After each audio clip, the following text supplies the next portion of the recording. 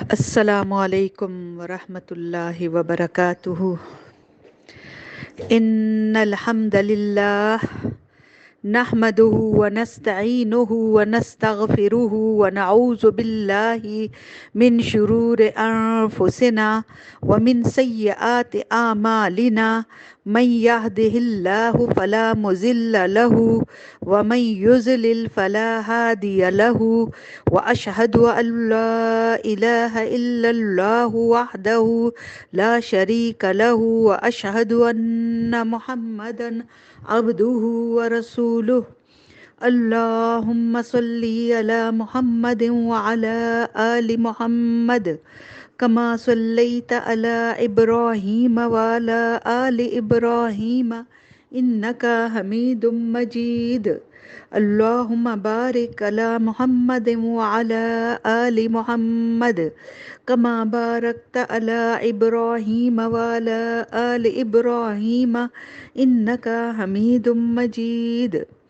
رب اشرح لي صدري ويسر لي أمري واحلل عقدة من لساني يفقهوا قولي رب زدني علما رب زدني علما رب زدني علما۔ جی اب آج ہم اپنے نئے لیکچر کا آغاز کرتے ہیں۔ پچھلے ہم نے پڑھا تھا حضور صلی اللہ علیہ وسلم کے بارے میں کہ وہ مدینہ جب تشریف لے آئے تو اس کے بعد جو ہے وہ ایک نئے معاشرے کی، ایک نئی مملکت کی انہوں نے بنیاد رکھی، اور ایک نئے معاشرے کی تشکیل میں جو جو انہوں نے کام کیا آج ہم اس کے بارے میں پڑھیں گے، ٹھیک ہے۔ جیسا کہ میں نے پہلے بیان کیا کہ حضور صلی اللہ علیہ وآلہ وسلم جو تھے مدینہ میں بنو نجار کے یہاں جمعہ 12 ربیع الاول سن 1 ہجری کے مطابق حضرت ابو ایوب انصاری رضی اللہ تعالی عنہ کے مکان کے سامنے رکے تھے، اور پھر انہی کے ہی گھر وہ منتقل ہو گئے تھے۔ اس کے بعد حضور صلی اللہ علیہ وآلہ وسلم نے جو پہلا قدم اٹھایا وہ یہ تھا کہ آپ نے مسجد نبوی کی تعمیر شروع کی، اور اس کے لیے وہی جگہ منتخب کی جہاں آپ صلی اللہ علیہ وآلہ وسلم کی اونٹنی بیٹھی تھی۔ اس زمین کے مالک 2 یتیم بچے تھے۔ آپ صلی اللہ علیہ وآلہ وسلم نے ان سے یہ زمین قیمتاً خریدی اور خود مسجد کی تعمیر میں شریک ہوئے۔ آپ اینٹ اور پتھر اٹھاتے تھے اور ساتھ ساتھ فرماتے جاتے تھے کہ اے اللہ، زندگی تو بس آخرت کی زندگی ہے، بس انصار اور مہاجرین کو بخش دے۔ اور یہ بھی فرماتے کہ یہ بوجھ خیبر کا بوجھ نہیں ہے، یہ ہمارے پروردگار کی قسم نہایت نیک اور پاکیزہ ہے۔ تو آپ کے اس طرز عمل سے صحابہ کرام کے اندر بھی بڑا جوش و خروش اور سرگرمی میں بڑا اضافہ ہو جاتا تھا۔ اس کے بعد جس جگہ پہ آپ نے مسجد کی تعمیر شروع کی اس زمین میں مشرکین کی چند قبریں تھیں، کچھ ویرانہ بھی تھا، کھجور اور غرقد کے چند درخت بھی تھے۔ تو حضور صلی اللہ علیہ وآلہ وسلم نے مشرکین کی قبریں اکھڑوا دیں اور ویرانے کو انہوں نے بالکل ہموار کر دیا، اور کھجور اور درختوں کو کاٹ کر قبلے کی جانب لگا دیا۔ اس وقت تک قبلہ ہمارا جو قبلہ تھا اس وقت وہ بیت المقدس تھا، اور دروازے کے دونوں طرف پتھر کے پائے بنائے گئے، اور دیواریں کچی اینٹ اور گاڑے سے بنائی گئی تھی، اور چھت پر کھجور کی شاخیں اور پتے ڈلوا دیے گئے تھے، اور کھجور کے تنوں کے کھمبے بنا دیے گئے تھے، یعنی پلر بنا دیے گئے تھے، اور زمین پر ریت اور چھوٹی چھوٹی کنکریوں کی بجری بچھا دی گئی تھی، اور زمین کو ہموار کر دیا گیا تھا۔ یہ تھی وہ مسجد۔ پھر اس کے بعد آپ نے مسجد کے قریب ہی چند مکانات بھی تعمیر کیے، ان کی بھی دیواریں کچی اینٹ کی تھیں، اور چھتیں کھجور کے تنوں کی کڑیاں دے کر کھجور کے شاخوں اور پتوں سے چھتیں ان کی بنائی گئی تھیں، اور یہ آپ کی ازواج مطہرات کے حجرے تھے۔ اور ان حجروں کی تعمیر مکمل ہو جانے کے بعد آپ حضرت ابو ایوب انصاری رضی اللہ تعالی عنہ کے مکان سے اپنے ان حجروں میں منتقل ہو گئے تھے۔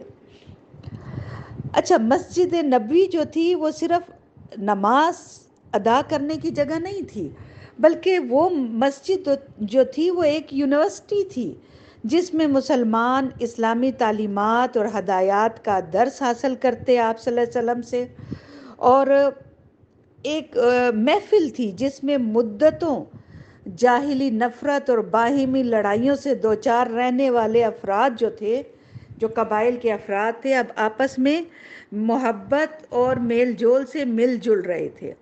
اور یہ ایک مرکز تھا مسجد نبوی، جہاں سے اس ننھی سی ریاست کا سارا نظام بھی چلایا جاتا تھا اسی مسجد میں بیٹھ کر۔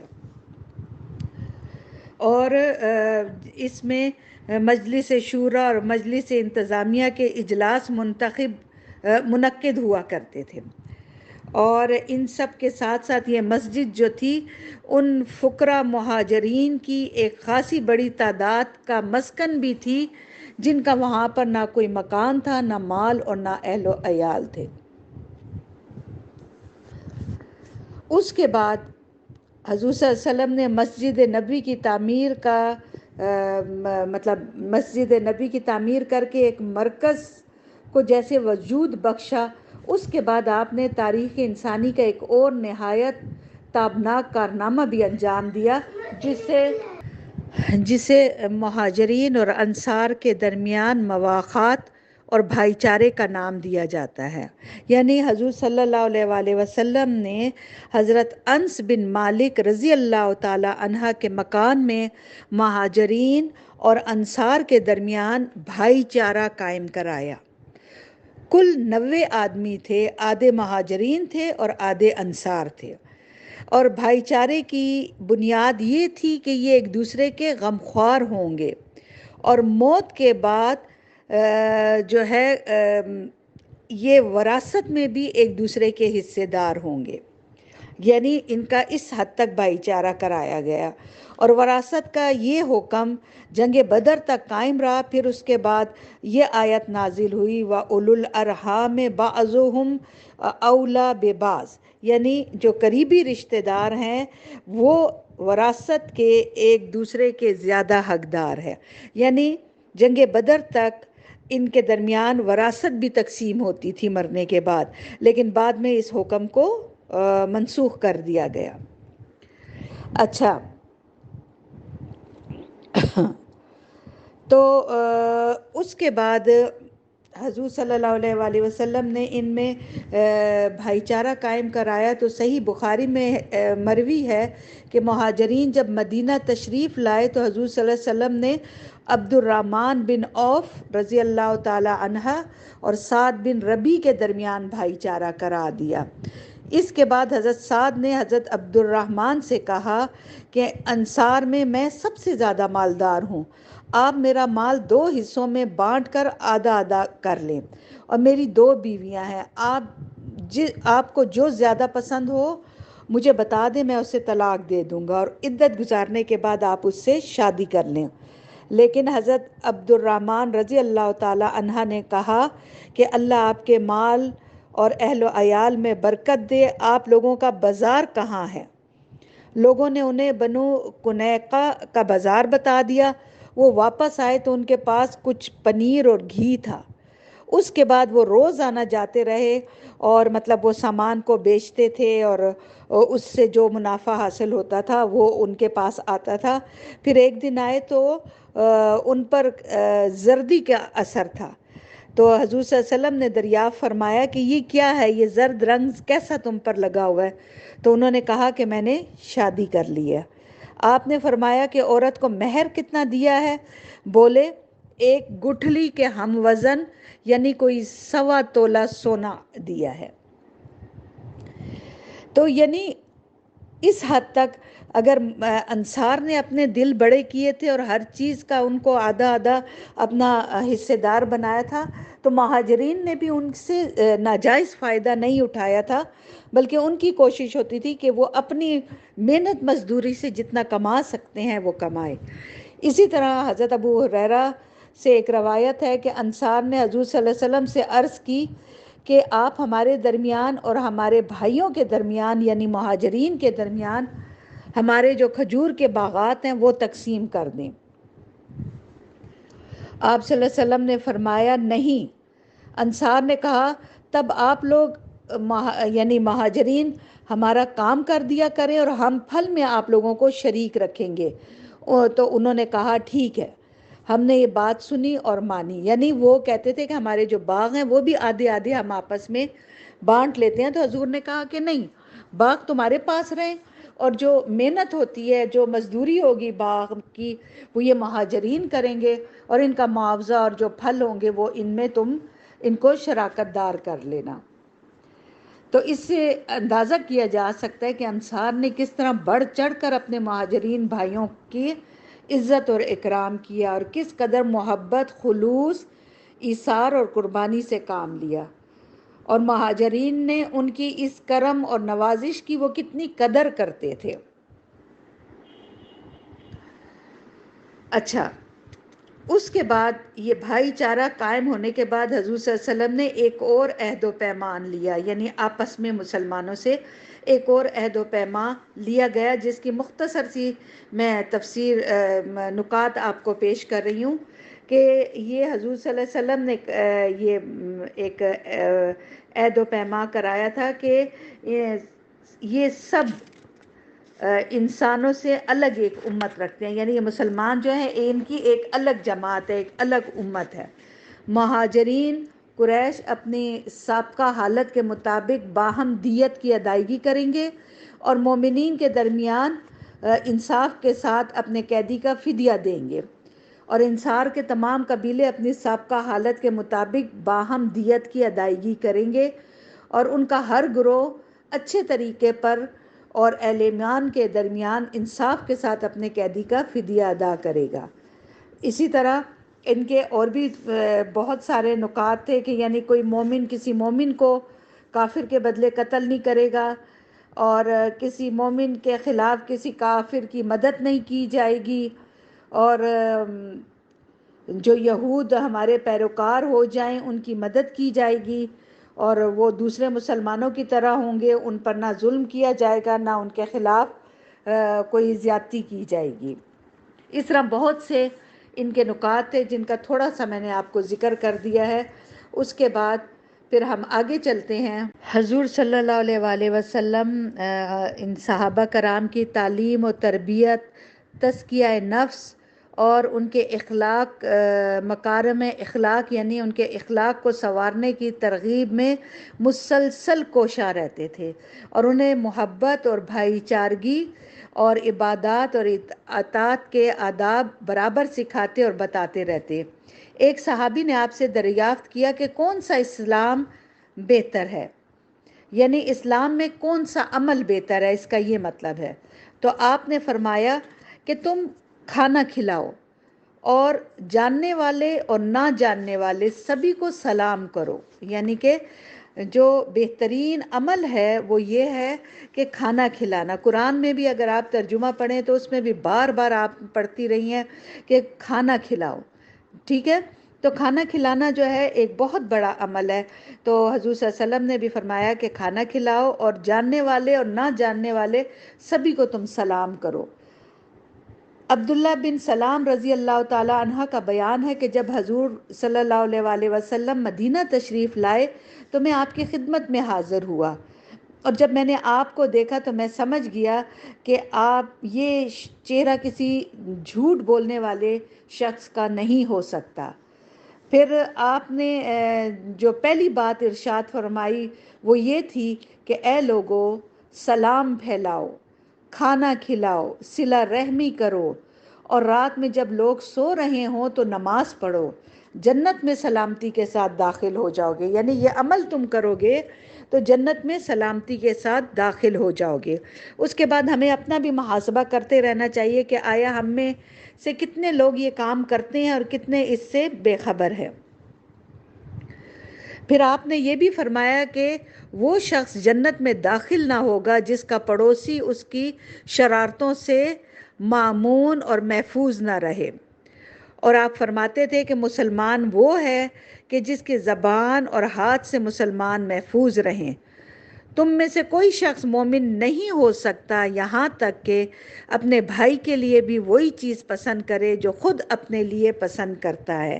یعنی جو تم اپنے لیے جو چیز اچھی سمجھتے ہو کرتے ہو اپنے لیے، اسی طرح اپنے مسلمان بھائی کے لیے بھی کرو. اور سارے مومنین ایک جسم کی مانند ہے. اگر آنکھ میں تکلیف ہو تو سارے جسم کو تکلیف محسوس ہوتی ہے، اگر سر میں تکلیف ہو تو سارے جسم کو تکلیف محسوس ہوتی ہے. تو اسی طرح مسلمان بھی ایک جسم کی، مومنین بھی ایک جسم کی مانند ہے. مومن کے لیے عمارت کی طرح ہے جس کا باز کو قوت پہنچاتا ہے. یعنی ایک عمارت بنائی جاتی ہے تو کتنی دیواریں کھڑی کی جاتی ہیں چھت ڈالنے کے لیے. تو اسی طرح مومن جو ہے وہ دوسرے مومن کا ایک سہارا ہے، ایک حصہ ہے، جو یہ ایک دوسرے کے بغیر کچھ نہیں ہے. اور حضور صلی اللہ علیہ وسلم فرماتے کہ آپس میں بغض نہ رکھو، حسد نہ کرو، ایک دوسرے سے پیٹھ نہ پھیرو، یعنی خفگیاں آپس میں مت ڈالو، اور اللہ کے بندے اور بھائی بھائی بن کر رہو. کسی مسلمان کے لیے حلال نہیں کہ وہ اپنے بھائی کو 3 دن سے زیادہ چھوڑے، یعنی ناراض ہو رہے اس سے. مسلمان کا بھائی ہے، نہ اس پر ظلم کرے، نہ اسے دشمن کے حوالے کرے. اور جو شخص اپنے بھائی کی کسی حاجت کو پورا کرتا ہے، اللہ اس کی حاجت کو پورا کرے گا. اور جو شخص کسی مسلمان سے کوئی غم اور دکھ دور کرے گا، اللہ اس شخص سے قیامت کے روز دکھ دور کرے گا. اور جو شخص کسی مسلمان کی پردہ پوشی کرے گا، اللہ قیامت کے دن اس کی پردہ پوشی فرمائے گا. اور آپ فرماتے کہ تم لوگ زمین والوں پر مہربانی کرو، تم پر آسمان والا مہربانی کرے گا.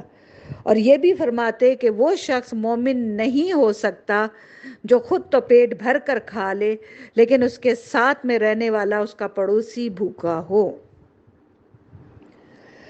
اور مسلمان سے گالی گلوچ کرنا اور اسے مارنا، اس کو قتل کرنا، یہ سب چیزیں جو ہیں یہ کفر ہے، یہ گناہ ہے. اسی طرح آپ نے فرمایا کہ راستے سے کوئی تکلیف دہ چیز ہٹانے کو صدقہ کہا گیا ہے اور اسے ایمان کی شاخوں میں سے ایک شاخ شمار کی گئی ہے. نیز آپ صدقے اور خیرات کی ترغیب دیتے تھے اور اس کے ایسے ایسے فضائل بیان کرتے کہ اس کی طرف دل خود بخود کھینچے چلے جاتے. چنانچہ آپ فرماتے کہ صدقہ گناہوں کو ایسے بجھا دیتا ہے جیسے پانی آگ کو بجھا دیتا ہے. اور آپ نے فرمایا جو کسی مسلمان کو کپڑے پہنائے گا، اللہ تعالیٰ جنت کا سبز لباس اس کو پہنائے گا. اور جو مسلمان کسی بھوکے مسلمان کو کھانا کھلائے گا، اللہ اسے جنت کے پھل کھلائے گا. اور جو کسی پیاسے کو پانی پلائے گا تو اللہ اسے جنت کی مہر لگی ہوئی شراب طہور پلائے گا. آپ فرماتے کہ آگ سے بچو اگرچہ کھجور کا ایک ٹکڑا ہی صدقہ کر کے، اور اگر وہ بھی نہ پاؤ تو اچھے بول کے ذریعے، یعنی کسی کے ساتھ کسی کی دل جوئی کرنا، کسی کے دکھ درد میں اس کو تسلی دینا، اس کو اچھا مشورہ دینا، اس کے ساتھ اچھی بات کرنا، تو یہ بھی صدقے میں آتی ہے. اس کے ساتھ ساتھ آپ مانگنے سے پرہیز کی بہت زیادہ تاکید فرماتے کہ مانگنا نہیں چاہیے. صبر اور قناعت کی فضیلتیں بیان کرتے اور کہتے کہ مانگنے والا سوال کرنے والا کا چہرہ کی مثال ایسی ہے کہ جیسے اس کو کسی نے نوچ خروش کر کے زخم دیے ہوں. اسی طرح آپ یہ بھی فرماتے کہ کن عبادات کے کیا فضائل ہیں اور اللہ کے نزدیک ان کا اجر و ثواب کیا ہے. پھر آپ پر آسمان سے جو وحی آتی آپ اس سے مسلمانوں کو بڑی پختگی کے ساتھ جوڑے رکھتے. آپ وہ وحی مسلمانوں کو پڑھ کر سناتے اور مسلمان آپ کو پڑھ کر سناتے، یعنی اس کو یاد کرتے اور پھر آپ کو پڑھ کر سناتے.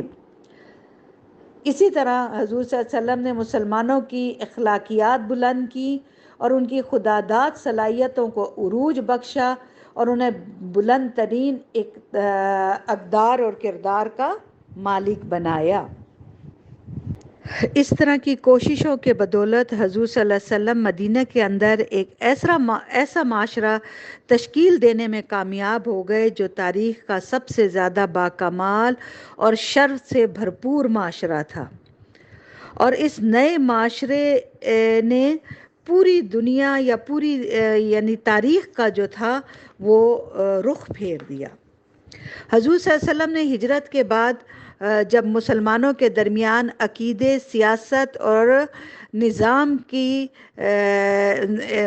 وحدت کے ذریعے ایک نئے اسلامی معاشرے کی بنیادیں برابر کر لیں، تو آپ صلی اللہ علیہ وآلہ وسلم نے غیر مسلموں کے ساتھ اپنے تعلقات کو منظم کرنے کی طرف توجہ فرمائی۔ اور جیسا کہ ہم آپ کو بتا چکے ہیں کہ مدینہ کے سب سے قریب ترین پڑوسی جو تھے یہودی تھے۔ یہ لوگ اگرچہ درپردہ مسلمانوں سے عداوت رکھتے تھے، لیکن انہوں نے اب تک کسی محاذ آرائی اور جھگڑے کا اظہار نہیں کیا تھا، یعنی سامنے آ کر کبھی بھی یہ دو بدو لڑے نہیں تھے۔ اس لیے سب سے پہلے حضور صلی اللہ علیہ وآلہ وسلم نے ان کے ساتھ ایک معاہدہ طے کیا، اور اس معاہدے کی جو چند نکات ہیں وہ میں آپ کو بتا دیتی ہوں کہ یہود مسلمانوں کے ساتھ مل کر ایک نئی امت ہوں گے، یعنی یہود اپنے دین پر عمل کریں اور مسلمان اپنے دین پر۔ خود ان کا بھی یہی حق ہوگا، اور ان کے غلام اور ان کے جو متعلقین ہیں ان کو بھی حق حاصل ہوگا کہ وہ جو مذہب، جو دین کو فالو کرنا چاہتے ہیں اس دین پر چلیں۔ اور بنو عوف کے علاوہ دوسرے یہود کے بھی یہی حقوق ہوں گے۔ دوسرا نمبر پر یہود اپنے اخراجات کے ذمہ دار خود ہوں گے اور مسلمان اپنے اخراجات کے۔ تیسرا، جو طاقت اس معاہدے کے کسی فریق سے جنگ کرے گی، سب اس کے خلاف آپس میں تعاون کریں گے، یعنی سب مل کر اس کو جواب دیں گے۔ اور اس معاہدے کے شرکاء کے باہمی تعلقات خیر خواہی، خیر اندیشی اور فائدہ رسانی کی بنیاد پر ہوں گے۔ کوئی آدمی اپنے حلیف کی وجہ سے مجرم نہ ٹھہرے گا، مظلوم کی مدد کی جائے گی۔ جب تک جنگ برپا رہے گی، یہودی بھی مسلمانوں کے ساتھ اس جنگ کا خرچہ جو ہے وہ برداشت کریں گے۔ اس معاہدے کے سارے شرکاء پر مدینہ میں ہنگامہ آرائی اور کشت و خون حرام ہے، آپس میں یہ لوگ نہیں لڑیں گے۔ اس معاہدے کے فریقوں میں کوئی بات یا جھگڑا پیدا ہو جائے جس میں فساد کا اندیشہ ہو، تو اس کا فیصلہ اللہ اور اس محمد صلی اللہ علیہ وآلہ وسلم فرمائیں گے، یعنی اللہ کے حکم سے اور حضور کے فرمان سے ہوگا۔ قریش اور اس کے مددگاروں کو پناہ نہیں دی جائے گی، یعنی قریش کے ساتھ کسی قسم کے تعلق نہیں رکھے جائیں گے، اور جو کوئی یثرب پر حملہ کرے گا اس سے لڑنے کے لیے سب تعاون کریں گے، اور ہر فریق اپنے اپنے طرف کا دفاع کرے گا، اور یہ معاہدہ کسی ظالم یا مجرم کے لیے آڑ نہیں بنے گا۔ یہ معاہدہ طے ہو جانے کے بعد مدینہ اور اس کے ارد گرد ایک وفاقی حکومت بن گئے، اور جس کا دارالحکومت مدینہ تھا، اور جس کے سربراہ حضور صلی اللہ علیہ وآلہ وسلم تھے۔ اس کے بعد یہ معاہدہ طے ہو جانے کے بعد یہودیوں سے پھر آئندہ دوسرے قبائل سے بھی حضور صلی اللہ علیہ وسلم نے حالات کے مطابق اسی طرح کے معاہدے کیے، جن میں سے بعض کا ذکر ہم آگے چل کر کریں گے۔ ہجرت کرنے کے بعد مسلمانوں کے خلاف قریش کی فتنہ خیزیاں اور عبداللہ بن ابی سے نام و پیماں، جیسے کہ بتایا کہ کفار مکہ نے مسلمانوں پر کیسے کیسے ظلم و ستم کے پہاڑ توڑے تھے، اور جب مسلمانوں نے ہجرت شروع کی تو ان کے خلاف کیسی کیسی کارروائیاں کی گئی تھیں، جن کے بنا پر وہ مستحق ہو چکے تھے کہ ان کے اموال ضبط کر لیے جائیں۔ مگر ان لوگوں کا جو ظلم و ستم کا جو سلسلہ تھا وہ ہجرت کے بعد بھی مسلمانوں کے ساتھ جاری رہا، بلکہ وہ یہ دیکھ کر ان کا غصہ اور بھڑک اٹھتا کہ مسلمان ان کی گرفت سے نکل گئے ہیں اور انہیں مدینہ میں ایک پرامن جگہ مل گئی ہے۔ چنانچہ قریش والوں نے عبداللہ بن ابی کو، جو ابھی تک کھلم کھلا مشرک تھا، اس کو اس کی حیثیت کے بنا پر، کیونکہ وہ بادشاہ بننے والا تھا مدینہ کا، تو اس کی حیثیت کے بنا پر ایک دھمکی آمیز خط لکھا کہ وہ ان انصار کا سردار ہے، کیونکہ انصار اس کی بادشاہ بنانے پر، اس کو بادشاہ بنانے پر متفق ہو چکے ہیں، تو اس لیے یہ خط اس کے نام لکھا گیا کہ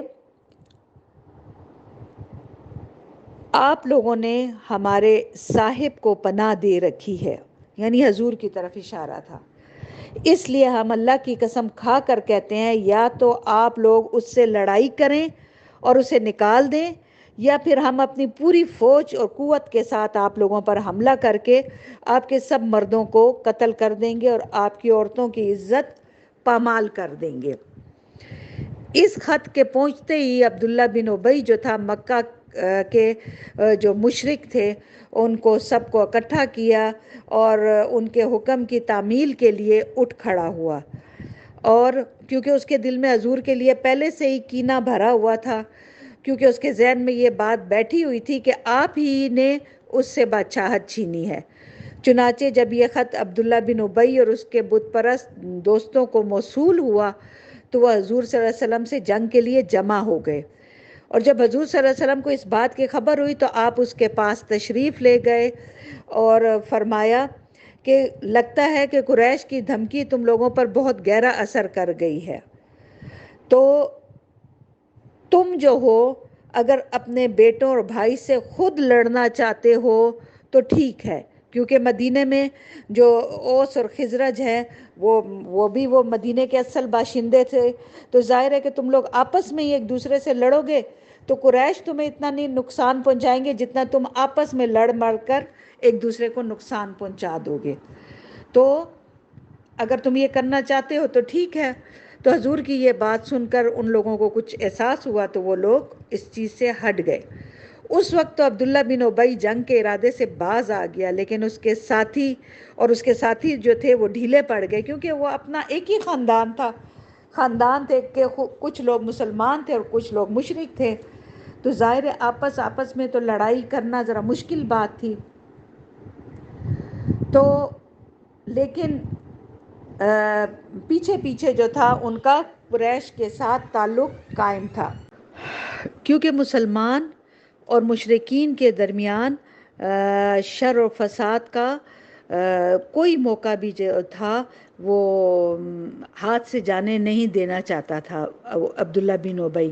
پھر اس نے اپنے ساتھ یہودیوں کو بھی ملا رکھا تھا تاکہ اس معاملے میں ان سے بھی مدد حاصل کر سکے، لیکن وہ تو حضور صلی اللہ علیہ وسلم کی حکمت تھی جو رہ رہ کر شر و فساد کی بھڑکنے والی آگ کو بجھا دیا کرتی تھی۔ اس کے بعد حضرت سعد بن معاذ رضی اللہ تعالی عنہ عمرے کے لیے مکہ گئے، یعنی مدینہ سے مکہ گئے اور امیہ بن خلف کے مہمان ہوئے۔ انہوں نے امیہ سے کہا کہ میرے لیے کوئی ایسا وقت دیکھو کہ ذرا میں بیت اللہ کا طواف کر لوں، یعنی تنہا اکیلے کا وقت ہو، اتنی رش والا وقت نہ ہو۔ امیہ دوپہر کے وقت انہیں لے کر نکلا تو اس کی ملاقات ابو جہل سے ہو گئی۔ اس نے امیہ کو مخاطب کر کے کہا کہ ابو صفوان تمہارے ساتھ یہ کون ہے؟ امیہ نے کہا یہ سعد ہیں۔ ابو جہل نے سعد کو مخاطب کر کے کہا اچھا، میں دیکھ رہا ہوں کہ تم بڑے امن اور اطمینان سے طواف کر رہے ہو، حالانکہ تم لوگوں نے بے دینوں کو پناہ دے رکھی ہے، یعنی حضور اور ان کے ساتھیوں کی طرف اس کا اشارہ تھا، اور یہ زعم رکھتے ہو کہ ان کی مدد کرو گے، تو سنو خدا کی قسم اگر تم ابو صفوان کے ساتھ نہ ہوتے تو تم اپنے گھر سلامت پلٹ کر نہیں جا سکتے تھے۔ اس پر حضرت سعد نے اس سے زیادہ بلند آواز میں کہا کہ سن، خدا کی قسم اگر تو نے مجھ کو اس سے روکا، یعنی طواف کرنے سے روکا، تو میں تجھ سے ایسی چیز روک دوں گا جو تجھ پر اس سے بھی زیادہ بھاری ہوگی، یعنی اہل مدینہ کے پاس سے گزرنے والا تیرا تجارتی راستہ، یعنی تجارت کا راستہ جو تھا، جو مدینہ والوں کے قافلے جاتے تھے، وہ مکہ والوں کے جو قافلے جاتے تھے وہ مدینہ سے گزر کر جاتے تھے، تو انہوں نے کہا اگر تم نے مجھے اس سے روکا تو ہم تمہارا تجارتی قافلے روک دیں گے۔ پھر اس کے بعد قریش نے مسلمانوں کو کہلا بھجوایا کہ تم مغرور نہ ہونا کہ مکہ سے صاف بچ کر نکل آئے ہو، ہم مدینہ پہنچ کر تمہارا ستیہ ناش کر دیں گے۔ اور یہ خالی دھمکی نہیں تھی بلکہ حضور صلی اللہ علیہ وآلہ وسلم کو مختلف طریقوں پر قریش کی چالوں اور برے ارادے کا علم بھی ہو گیا تھا، آپ یا تو رات جاگ کر گزارتے یا صحابہ کرام کے پیرے میں سوتے تھے؟ یعنی آپ کو پتہ تھا کہ وہ لوگ آپ کے خلاف کوئی نہ کوئی کارروائی کریں گے۔ چنانچہ حضرت عائشہ سے مروی ہے کہ مدینہ آنے کے بعد ایک رات حضور صلی اللہ علیہ وسلم جاگ رہے تھے کہ فرمایا کہ کاش آج کی رات میرے صحابہ میں سے کوئی آدمی میرے پیرا دیتا۔ ابھی ہم اسی حالت میں تھے کہ ہمیں ہتھیاروں کے جھنکار کی آواز سنائی پڑی۔ آپ نے فرمایا کون ہے؟ جواب آیا سعد بن ابی وقاص۔ فرمایا کیسے آنا ہوا؟ انہوں نے کہا، سعد بن ابی وقاص نے کہا کہ میرے دل میں آپ کے متعلق خطرات کے اندیشے تھے تو میں آپ کے یہاں پیرا دینے آ گیا ہوں۔ اس پہ حضور صلی اللہ علیہ وسلم نے انہیں دعا دی اور پھر سو گئے۔ اور یہ پیرے کا یہ انتظام بعض راتوں کے ساتھ مخصوص نہیں تھا بلکہ مسلسل تھا یہ، یعنی روزانہ پیرا اور روزانہ یہ کچھ ہوتا تھا۔ چنانچہ حضرت عائشہ سے روایت ہے کہ رات کو رسول اللہ صلی اللہ علیہ وسلم کے لیے پیرا دیا جاتا تھا یہاں تک کہ یہ آیت نازل ہوئی وَاللَّهُ يَعْصِمُكَ مِنَ النَّاسِ، اللہ آپ کو لوگوں سے محفوظ رکھے گا۔ تب حضور صلی اللہ علیہ وسلم نے لوگوں کو فرمایا کہ واپس جاؤ، اللہ عز و جل نے مجھے محفوظ کر دیا۔ پھر یہ خطرہ صرف حضور صلی اللہ علیہ وسلم کی ذات تک محدود نہیں تھا بلکہ سارے ہی مسلمانوں کو لاحق تھا۔ چنانچہ حضرت ابی بن کعب رضی اللہ تعالی عنہ سے مروی ہے کہ جب حضور صلی اللہ علیہ وسلم اور آپ کے رفقا مدینہ تشریف لائے اور انصار نے انہیں اپنے یہاں پناہ دی تو سارا عرب ان کے خلاف متحد ہو گیا۔ چنانچہ یہ لوگ نہ ہتھیار کے بغیر رات گزارتے تھے اور نہ ہتھیار کے بغیر صبح کرتے تھے۔ اور ان پرخطر حالات میں جو مدینہ میں مسلمانوں کے وجود کے لیے چیلنج بنے ہوئے تھے اور جن سے عیاں تھا کہ قریش کسی طرح سے ہوش کے ناخن لینے اور اپنے ارادوں سے باز آنے کے لیے تیار نہیں ہے، تو اللہ تعالیٰ نے مسلمانوں کو جنگ کی اجازت دے دی۔ چنانچہ اب ہم اگلا جو ہے جنگ کے بارے میں جو ہے ہم آگے پڑھیں گے۔ مدینہ میں جب تک یہ تھے تو ظاہر ہے یہ اتنے مضبوط نہیں تھے تو اللہ نے وہاں ان کو جنگ کی اجازت نہیں دی تھی۔